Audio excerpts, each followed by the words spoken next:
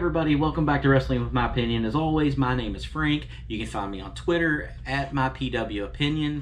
Love to chat back and forth on there. If you like wrestling content here on YouTube, this is the channel for you. It's for the fans, by a fan, and I just like to have fun talking about something that we all enjoy, and that's professional wrestling and just my take on the goings on. Today we're going to talk a little bit about Scott Steiner. If you're not familiar with Scott Steiner, just a little bit of a background. Started out in the late 80s, of course, in NWA/WCW days, primarily tag team with his brother as the Steiner brothers. Multiple tag title reigns of all sorts, the United States Tag Team Championships, the World Tag Team Championships, tons and tons of great teams, the Horsemen, Doom, which is Ron Simmons and Bush Reed, going and then leaving and going to WWE, winning tag title gold there, beating teams, multiple teams there. Of course, the Heavenly Bodies one is one that I think pops into my head, as well as the Samoans, and many others. Of course, also competed overseas in Japan, did very well over there as a tag team, coming back over to the States and going back to WCW again as a tag team, having a great feud with Harlem Heat in 96 going into 97.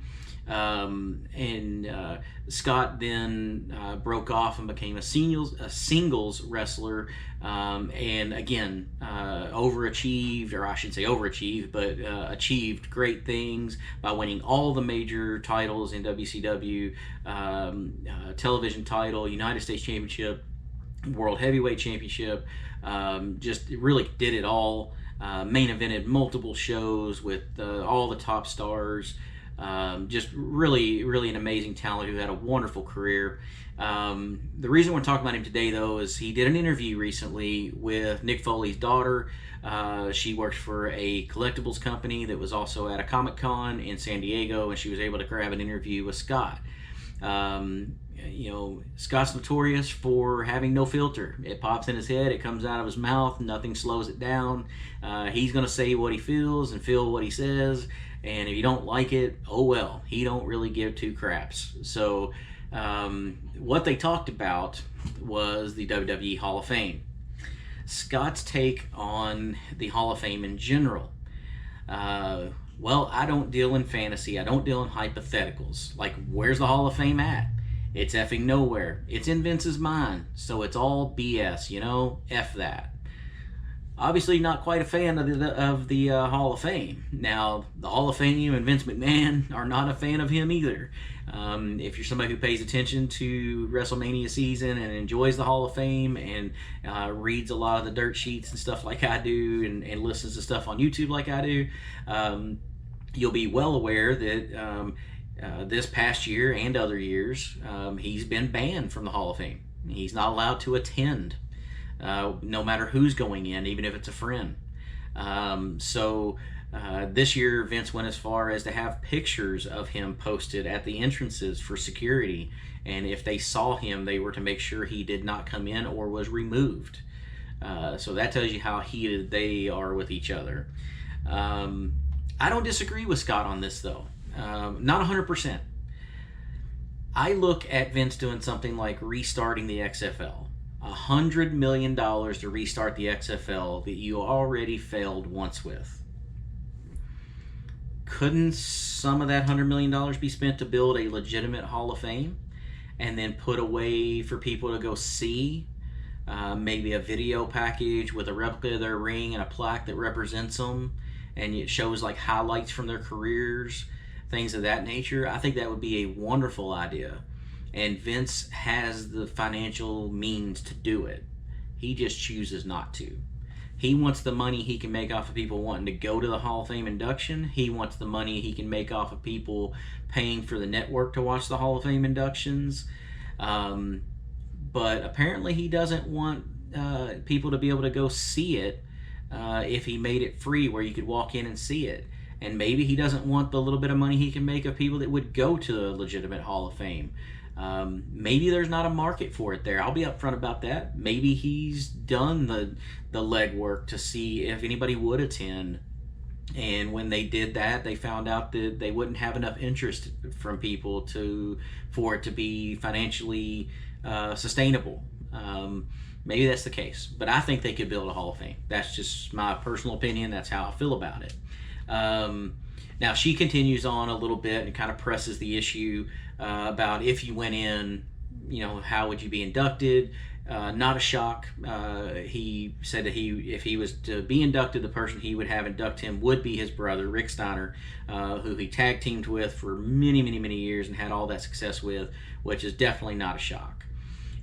He goes on to mention WWE Legends contracts, which is part of the reason he doesn't want to do it, if it was ever offered to him. But he basically says, I already got offered it, and my lawyer looked at it, and it wasn't worth the paper it was written on. That's the biggest crock of S right there. Like most of WWE stuff is. It's great to make a lot of money if you're Vince, but at some point you've got to stop being a prick and spread the wealth. There's nothing wrong with having 401k and insurance for people. So Scott's take on it is, as you start trying to get these legends to agree to sign over the rights to their name, because that's really what the legends contracts are. Look up some of the stuff about Bret Hart and what he said about the legends deals and why he doesn't do it. It's because of the rights to his name. So, and there's others that have turned it down because they're not going to give up the rights to the names either. But basically, I don't disagree with that either. I think if you're going to bring these guys in and say, we're going to give you this much money per year to be on a Legends contract, to go do signings for us, to maybe show up at the WWE Performance Center and coach periodically, and all, I don't see anything wrong with, for those legends that really are in need of medical care a lot, I don't see anything wrong with providing them with insurance. Because they're the ones who beat the crap out of their bodies for years for you to make a ton of money, and give a little bit of it back to them and give them some insurance. I can agree with that. The main, it's really interesting with these two, because I mean, Scott Steiner, even after WCW was purchased, was able to come back to WWE, have a very short run. He didn't get along very well there. But he was a big enough name that he had a really good heavyweight championship match with Triple H, and it was really a good match. It was entertaining. It was good. It wasn't the most fast-paced match, but when you watch it, they told a great story in the ring.